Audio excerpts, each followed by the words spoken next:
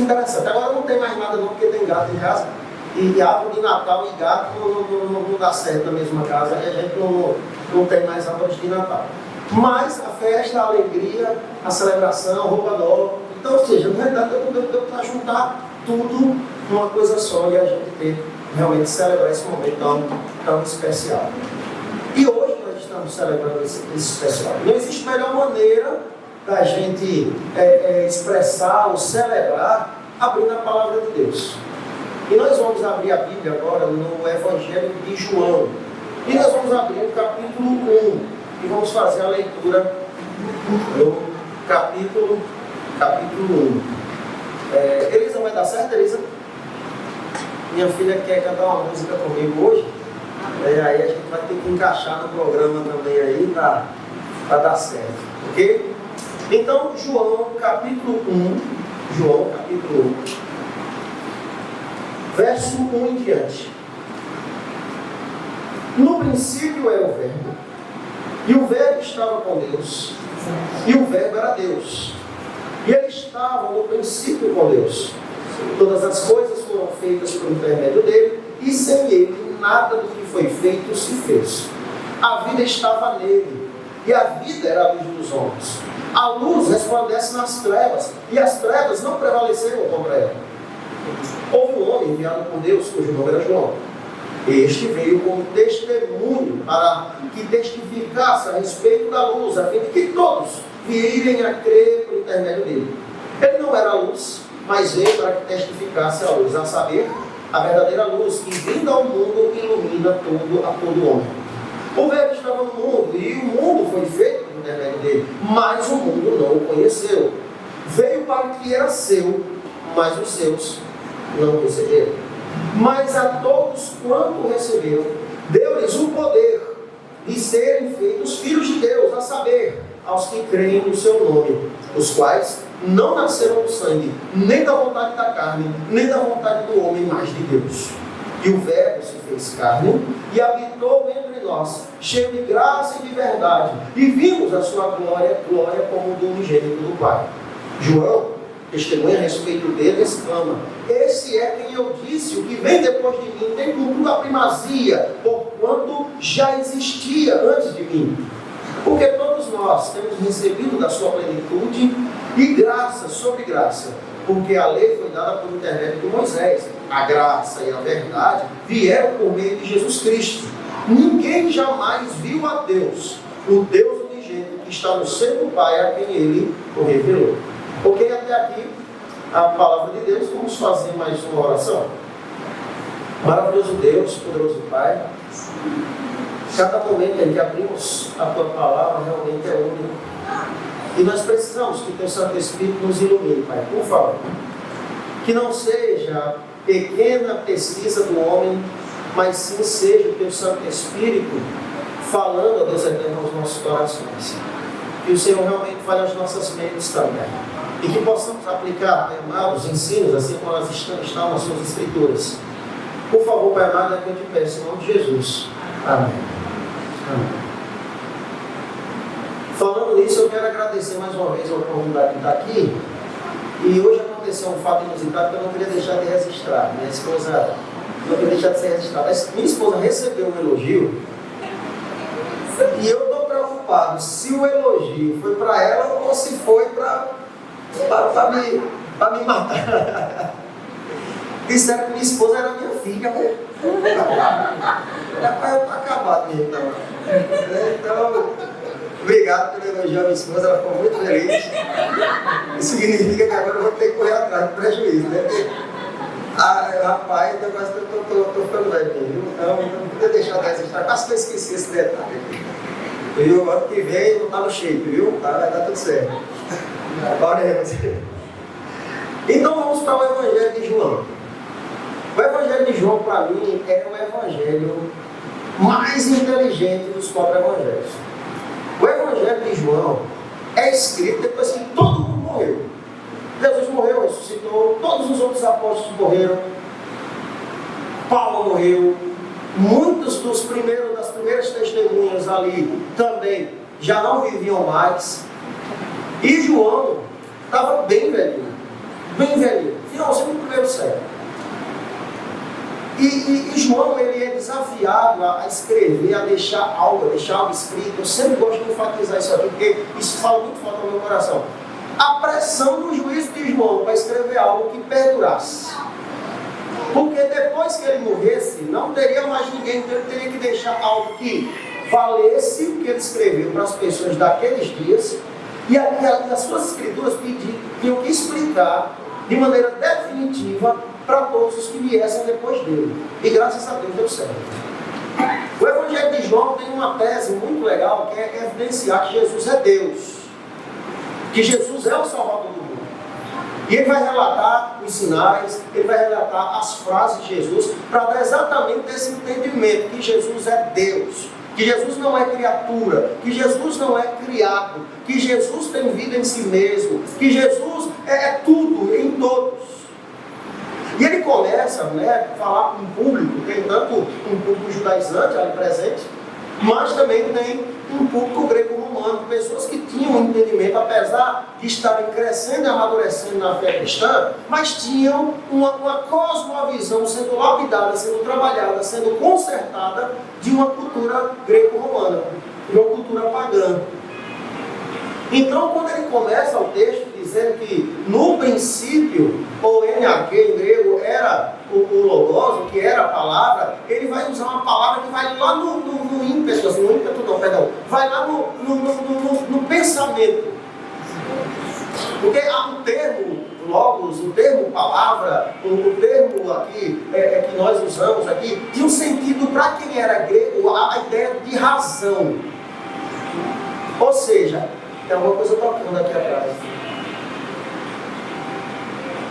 Alguma coisa tocando.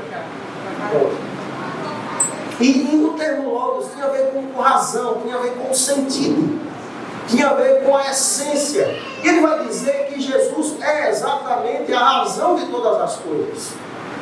Se fosse falar com um judeu, ele ia usar o termo sabedoria, possivelmente, para poder dar sentido, assim, por quê? Porque o sábio Salomão diz que a sabedoria trouxe todas as coisas à existência. Então, se para um judeu Jesus é a sabedoria, para um judeu convertido, ou para um pagão convertido, Jesus é a razão. Ou seja, ele realmente coloca Jesus como ser pleno e absoluto de todas as coisas, aquele que faz todas as coisas e aquele que já existia antes de toda e qualquer coisa existir. Então, no princípio era o verbo estava com Deus e o verbo é Deus, o verbo era Deus, sempre foi, sempre será, aquele que era e há de vir. Então o texto vai dizer que todas as coisas foram feitas por intermédio dele e nada do que foi feito se fez, se não fosse ele. Mas até aqui não tem muita novidade para quem já é crente. Mas pasmem, existem pessoas no meio cristão que acreditam que Jesus é uma criatura. E isso é algo extremamente arriscado. Acreditar que Jesus foi gerado por Deus o Pai é extremamente perigoso. Porque acaba tornando esse seguidor de um Jesus criado um idólatra, por acreditar que um ser criado é capaz de salvar.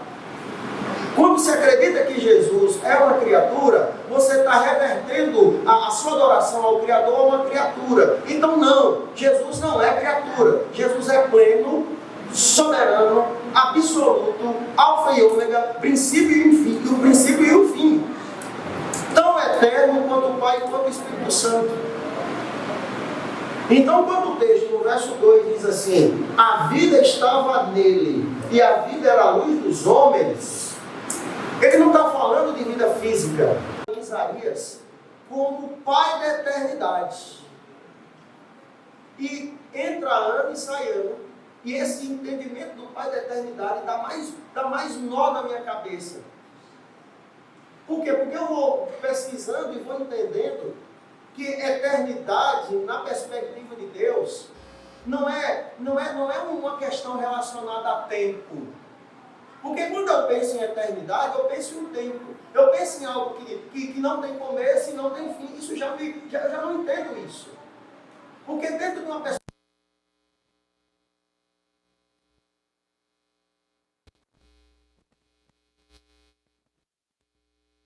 por quê? Porque estamos ligados a coisas temporais. Mas quando a Bíblia vem dizer que Jesus, que o menino que vos nasceu, é o Pai da eternidade, então quer dizer que até esse conceito inimaginável, intangível de tempo, que eu não consigo entender, foi Ele que criou. Então a eternidade não é uma questão de ter muitos dias ou ter muitos anos. É uma prerrogativa que Deus tem. É algo que é dele, é algo que Ele criou. Ele criou a eternidade. Ele não tem eternidade. Ele criou a eternidade. Ele construiu. Eita!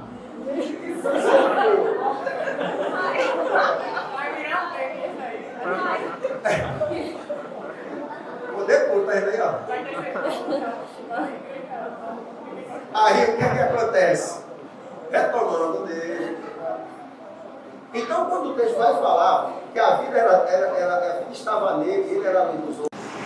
Mas quando o texto diz que o Verbo que fez todas as coisas, o Pai da eternidade, decide em algum ponto da existência eterna, o próprio Deus decide se reduzir a um feto, só essa atitude de Deus, em algum ponto da eternidade, já dá start ao sacrifício. Só o fato do Todo-Poderoso, soberano do universo, o ser supremo de toda a criação, ou que criou todo aquilo que chamam de criação, ele se reduziu a um feto. Isso já dá um start, isso já começa aquilo que nós entendemos por sacrifício. Ou seja, é uma morte ou um sacrifício antes da coisa. Porque Jesus vem viver as nossas dores. Ele vem experimentar o que é ser mortal. Ele vai sentir as angústias que você sente. E só pensando nisso, eu fico pensando como é complicado nascer.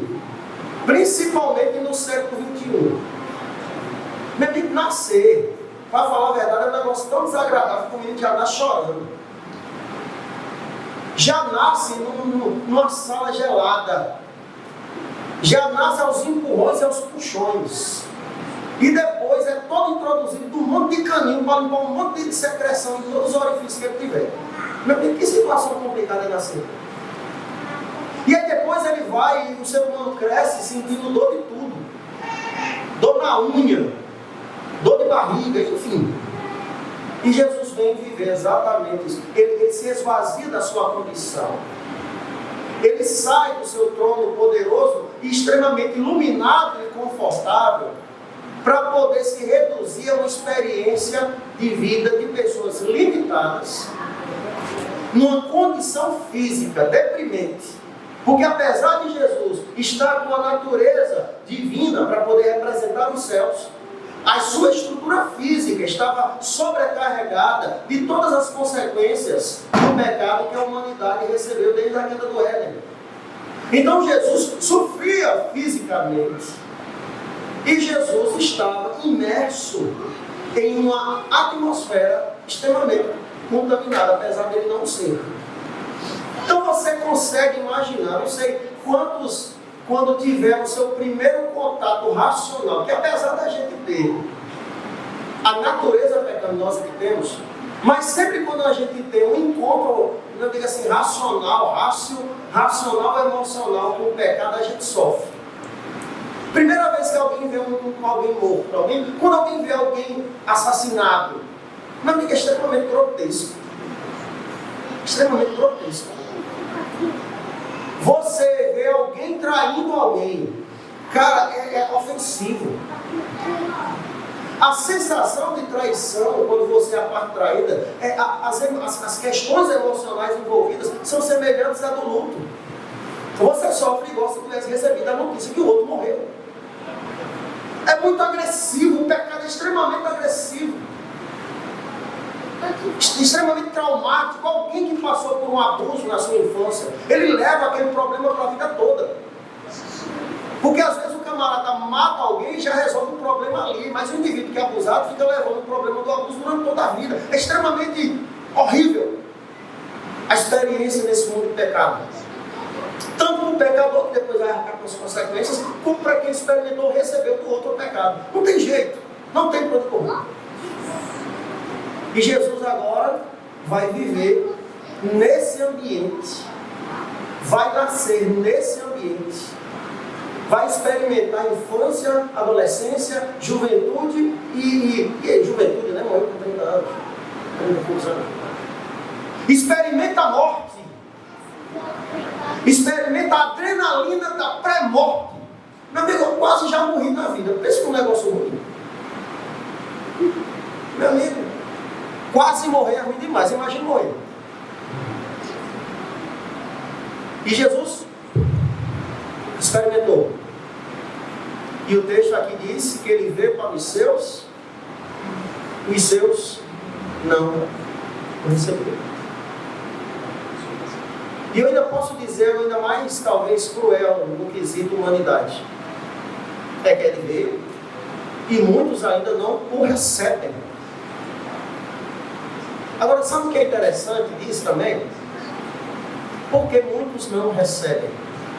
Porque muitas vezes não se detêm a buscar o entendimento, o conhecimento, a profundidade de realmente quem Jesus é e o que Jesus faz.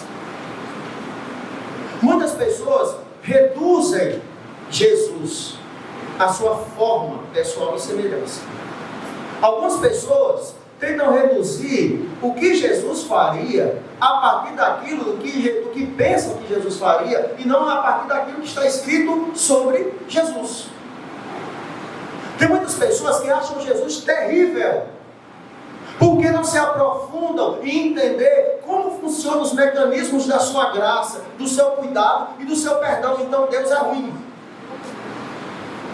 Já outros não aceitam Jesus ou mudam a perspectiva de quem é Jesus, também transformando Jesus em um ser completamente leniente, frouxo, também com uma perspectiva de graça realmente barata. E aí Deus ou Jesus vive em um par de extremos. E aí realmente, para alguns, Jesus é apenas um servo. É blessing delivery. Ou seja, eu peço a bênção e ele me entrega. Eu busco a bênção e ele me dá. Eu falo e ele me atende. E se ele me atender, o problema é com ele, não é comigo. E assim sucessivamente. Mas como na realidade, Jesus, ele é tudo. João deixa isso muito bem claro. Jesus faz o que ele quiser. Ele manifesta a sua graça, ou manifestou a sua graça quando ele quis. Ele executa a sua vontade na medida certa e no momento adequado.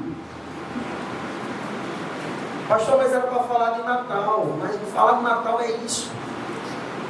Você precisa permitir que Jesus nasça de verdade como ele tem que nascer no seu coração.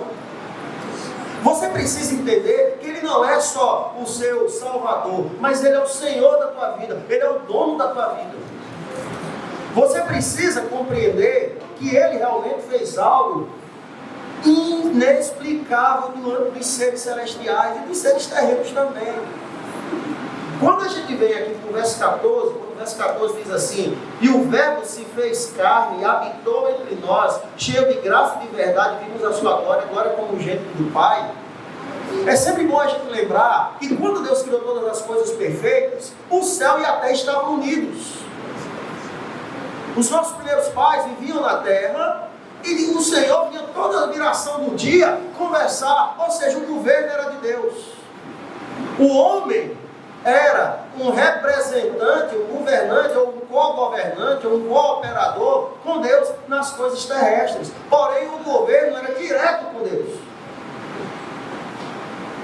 Quando entrou o pecado, o que é que acontece? Rompe-se essa conexão direta. O ser humano agora fica realmente entregue às consequências da sua escolha. E o salário do pecado é o quê? A morte. Mas Deus, desde o Êxodo, estabelece uma conexão, um elo, um link. No Antigo Testamento, especificamente em Êxodo 25, 8, Ele diz: e me farão um santuário para que eu possa habitar no meio deles. Ou seja, mesmo que o homem esteja com os pés na terra, existia um lugar, existia um ponto na terra que o homem poderia ter esse link, essa ligação, essa conexão com a eternidade, que era o santuário, que era o tabernáculo.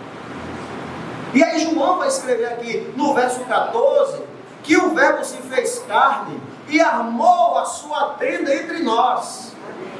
Ou seja, o próprio Jesus se torna o link, o elo. O próprio Senhor Jesus se torna o céu e a terra juntos. Porque como filho do homem, nascido de mulher, ele fazia a conexão dos miseráveis pecadores que necessitavam da redenção, porém com a sua natureza divina e seu caráter ilibado, vencendo as tentações que o homem não tem capaz de vencer, ele fez um link com o céu. E hoje ele é o nosso intercessor. E como nosso intercessor, ele faz exatamente isso que nós não podemos fazer: ouvir as nossas orações, interceder e intervir em nossas causas. E ele manda o Santo Espírito para também fazer esse trabalho de consolador ou auxiliador. Isso torna Jesus único, porque quando diz que ele se fez unigênico, ou seja, quando ele se tornou exclusivo, que o termo aqui está relacionado a único, está relacionado a nada igual, nós conseguimos nele contemplar a glória de Deus. Aí sim, quer entender como Deus pensa? Jesus. Quer saber o que Deus faz? Jesus. Quer enxergar a caridade de Deus, a justiça de Deus, a bondade de Deus? Estude sobre Jesus. Então, quando nós comemoramos o Natal, e quando nós temos a perspectiva que o Pai da eternidade se reduziu para nos salvar, a nossa vida começa verdadeiramente a ter sentido. E não existe nenhuma outra direção a não ser o encontro dele. Lembrando que ele não é um tadinho, não é um coitadinho. Às vezes eu vejo alguns pregadores: Jesus só está esperando você. Olha, é você. Dê uma chance para Jesus. Jesus, o bichinho está aqui. Não seja tão mal com ele. Ele sofre com você por causa que você ainda não se levantou. Meu amigo, minha amiga, ele é supremo. E vida eterna nós só recebemos nele. Não é ele que está se espremendo de mãos abertas como um esmoléu, como diz na minha terra, um mendigo, querendo as migalhas da sua atenção. É você que precisa. Sou eu que preciso. E não importa o tamanho da besteira que eu fiz na minha vida, ele é poderoso o suficiente para colocar a sua vida eterna em mim, purificar meu coração e me transformar numa nova criatura. Ele é justo, e justo em toda a plenitude de justiça. Mas ele também é amor e graça, em toda a plenitude de graça e misericórdia. Então, quando eu celebro o Natal, eu não celebro uma arvorezinha, eu não celebro um velhinho parrudo de roupa da Coca-Cola, eu não celebro o consumismo, eu celebro a graça de Deus, que foi superabundante em minha vida, onde o ser todo-poderoso do universo se reduziu a alguém como eu, para que eu possa ter a oportunidade de eternidade. É isso que eu celebro. É isso que nós temos que celebrar. É a Ele que nós temos que nos entregar. E isso tem que ser urgente. Porque o tempo não para. Jesus está voltando. Nós celebramos o sacrifício, mas em breve celebraremos a glorificação. Amém. E eu queria chamar a Elisa aqui agora. Elisa disse que queria cantar uma música comigo hoje. E tomara que... Cadê a letra? Pega o celular, papai. Pega o celular.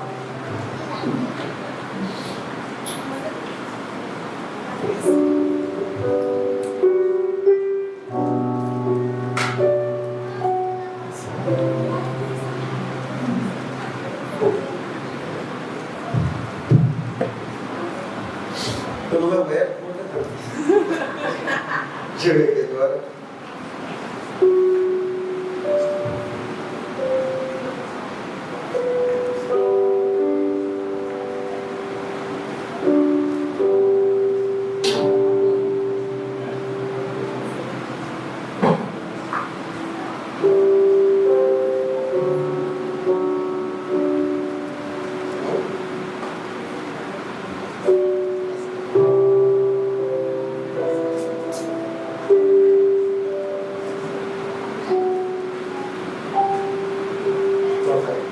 Para começar.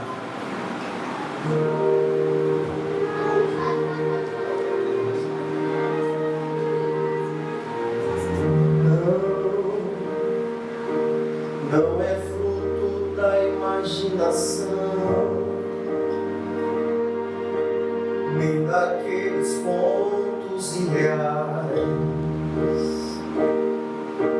A mais bela história que existiu, de alguém que ama e foi capaz se desfazer das luzes, andar no mundo escuro, para que alguém pudesse conhecer a alegria de viver. Não apenas desejar, mas ter a chance de outra vez voltar a ver as cores que a vida tem, e alcançar vitórias onde eu fracassei, retomar de onde eu caí, reconstruir tudo que eu perdi. Saber que o desfecho da minha história, e quando recomeço sobre a glória, porque um dia numa cruz morreu por mim. O abismo me encontrou, meu destino ele mudou. Não usou palavras de poder, mas com sangue a história escreveu. E só por esse gesto de amor, A caçador não é ponto final, foi vencida, a culpa esquecida, seus braços estendidos, a minha sem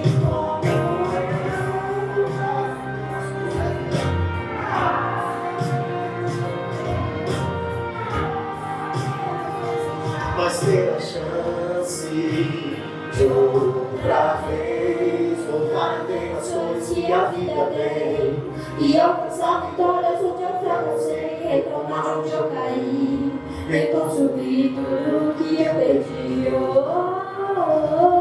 Saber que o desfecho da minha história, e como recomeço sobre a glória, porque eu tinha uma cruz, morreu por mim. No abismo me encontrou, meu destino ele mudou. Voltar a ver as cores que a vida tem, e alcançar vitórias onde eu fracassei, retomar onde eu caí, reconstruir tudo que eu perdi.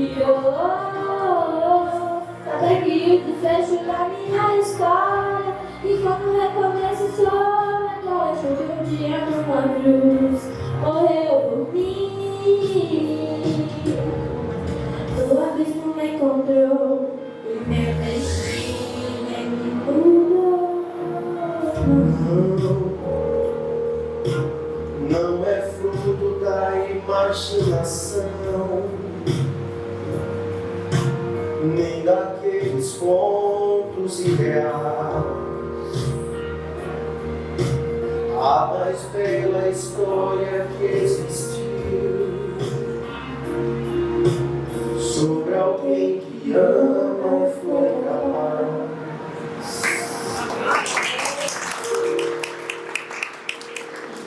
Muito bom, rapaz. Ela ensaiou desde ontem, mas eu acho muito legal essa música, que eu vou fechar com essa frase do autor aqui.